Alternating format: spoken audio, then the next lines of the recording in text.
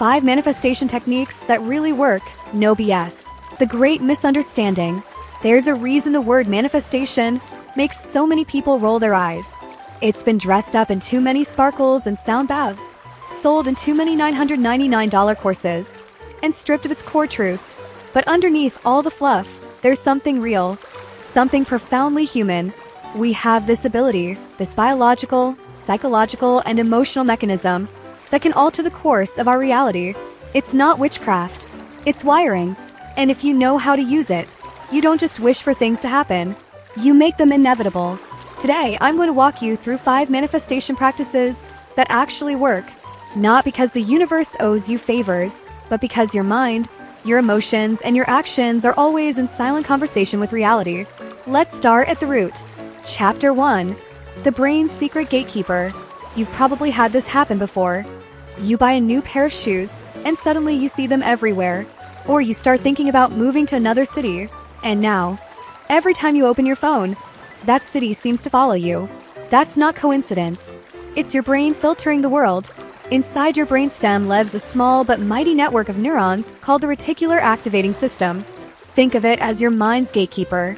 It decides what you notice and what fades into the background noise of the world. When you focus on something repeatedly, whether it's a goal, an idea, or even a fear, you're training that system. You're telling your brain, this matters. Show me more of it. Manifestation begins there, not in wishful thinking, but in neural programming.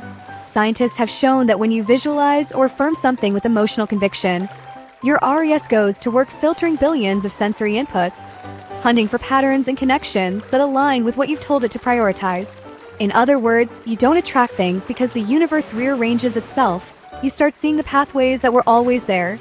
The people who appear lucky are often just those who train their awareness to notice opportunity faster than others. Every morning, when you wake up, you can use this mechanism deliberately. Instead of reciting empty affirmations, speak your goals as if they've already unfolded. Feel them, anchor them emotionally.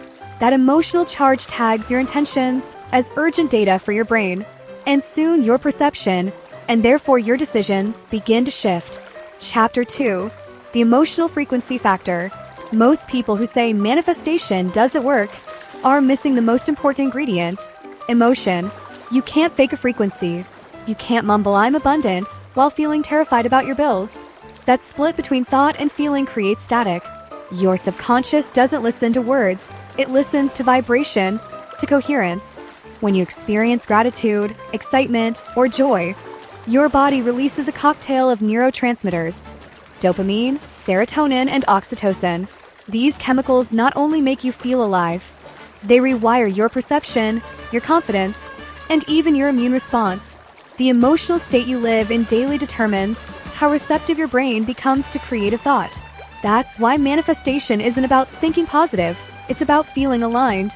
Neuroscientist Joe Dispenza calls this rehearsing the future. You spend a few minutes a day stepping into the emotional reality of your desired life. Not imagining it vaguely, but feeling it viscerally. When you can do that consistently, your brain begins to record that imagined future as a memory rather than a fantasy. And because the human mind is predictive, it starts adjusting your behavior to make that memory come true. That's not mysticism, that's neuroplasticity. Chapter 3. The Science of Visualization. Athletes have known this for decades. Olympic skiers, surgeons, even NASA astronauts all train their minds before they ever move their bodies. They visualize in high definition. They see every detail, the breath, the movement, the sound. And here's what's astonishing. The same neurons that fire during real action also fire during vivid imagination. Your brain cannot fully distinguish between reality and deeply felt mental imagery. That's the real power of visualization. Not daydreaming, but neural rehearsal. When you imagine your future self vividly, where you live, how you move, what you smell, the sound of your footsteps in your dream home, your brain starts to form connections that prepare your nervous system for that version of you. You become emotionally fluent in your future identity. This is the key. The stronger the sensory detail, the deeper the imprint. Your mind begins to close the gap between who you are and who you've envisioned, automatically guiding your decisions, habits, and confidence in that direction. It's not fake it till you make it. It's build it until it becomes. Chapter 4. The Paradox of Letting Go. Here's where manifestation takes a turn that many find hard to accept. You must learn to desire without grasping, to pursue with passion, but without desperation. When you cling too tightly to an outcome, when you're constantly checking if it's working, doubting, forcing, or worrying, your body slips into survival mode.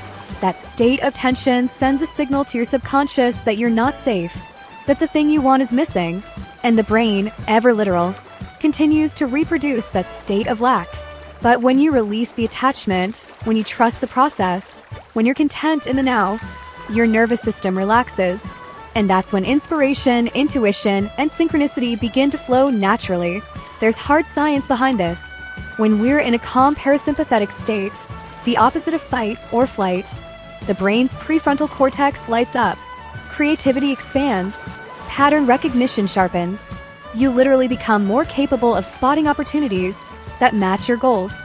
This is why spiritual teachers for centuries have said, act as if, then let go. It's not a riddle. It's biology. A powerful practice is to write down your desire, state it clearly, then add the phrase, I release control over how and when this happens. Then physically destroy the paper, burn it, tear it, release it. That ritual signals to your subconscious that the command has been received. You've handed it off to the deeper intelligence that governs your behavior beneath the surface. Chapter 5. The Motion of Manifestation. Here's where the mystery ends and the real work begins. Manifestation doesn't mean sitting cross-legged waiting for miracles. It means aligning your thoughts, emotions, and actions. You have to move. You have to give the universe, or if you prefer your own subconscious mind, something to respond to. Every time you take a step toward your vision, even the smallest one, your brain rewards you with a pulse of dopamine. That chemical feedback loop reinforces your motivation, confirming that the goal is within reach. Momentum is magnetic because it's biochemical. Over time, consistent action builds identity. You stop saying, I want to be, and start saying, I am becoming. And identity, not intention, is what drives sustained change. In practical terms, choose one small action each day that matches your future self. If you want to be a writer, write something every morning. If you want to be wealthy, start managing the little money you have with precision. The energy of manifestation moves through movement. Without it, all the vision in the world stays locked in your imagination. Chapter 6. The Operating System of Reality. So here's the truth that ties it all together. Manifestation isn't about commanding the universe. It's about syncing with it. When your conscious thoughts, your emotional frequency, and your daily actions line up, life starts to feel eerily cooperative. You meet the right people. You stumble into the right moments. You start to feel like luck itself has your name written on it. But it's not luck. It's resonance. You've aligned your internal operating system with the reality you wish to experience. If you try these practices for the next 30 days, train your mind each morning, align your emotions, visualize vividly, release control, and act with consistency, you'll begin to notice subtle shifts. Conversations open new doors. Small decisions lead to surprising outcomes. The future version of you starts calling from just around the corner. That's not coincidence. That's consciousness made visible. Because manifestation was never about asking and waiting. It was about becoming and allowing. Thanks for watching. Join Thrive and travel for more manifestation magic.